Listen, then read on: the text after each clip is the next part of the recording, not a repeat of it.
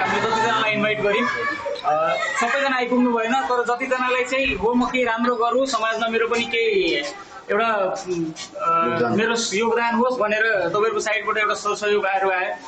त्यसको लागि चाहिँ सबैजनालाई धन्यवाद र एकदमै स्पेसली थ्याङ्क यू हाम्रो डिरेक्टर्सहरूलाई जसले चाहिँ आज यो पुरै क्याम्पेनलाई चाहिँ सक्सेसफुल गर्नको लागि उहाँहरूको साइडबाट पनि पुरै मेहनत छ।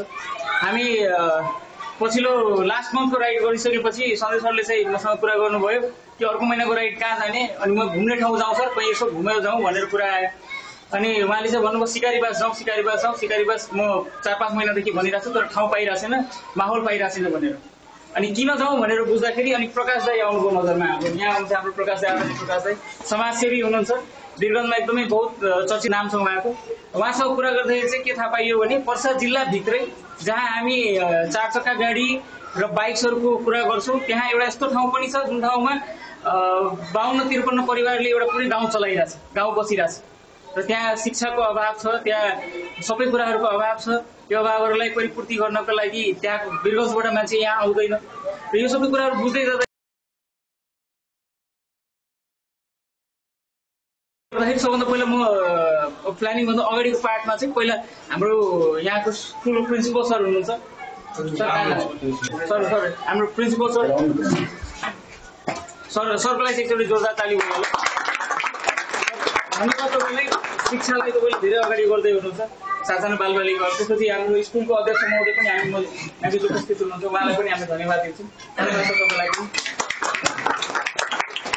अझै यो आजको यो इभेन्ट अझै स्पेसल कहाँ बन्न जान्छ भने हामीसँग मैले फेरि उहाँलाई भने बहुचर्चित समाजसेवी हुनुहुन्छ, समाजमा उहाँको एउटा छुट्टै नाम छुट्टै योगदान पनि छ। हामीसँग प्रकाश थारू दाजु हामीसँग उपस्थित हुनुहुन्छ, उहाँलाई पनि एकचोटि जोरदार तालीले सम्मान दिन्छ।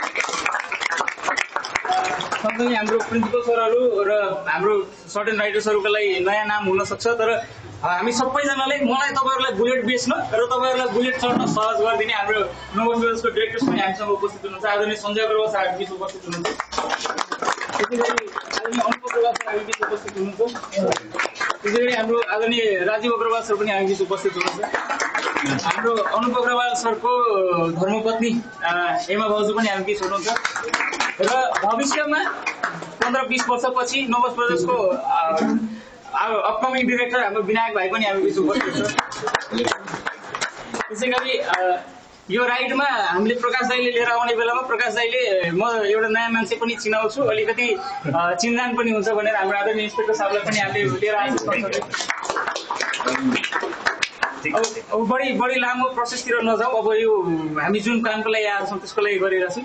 यो ब्याग्सहरू स्टार्टिङ हाम्रो डिरेक्टर्सबाट गरौँ र त्यसपछि हाम्रो सबै राइडर्सहरूले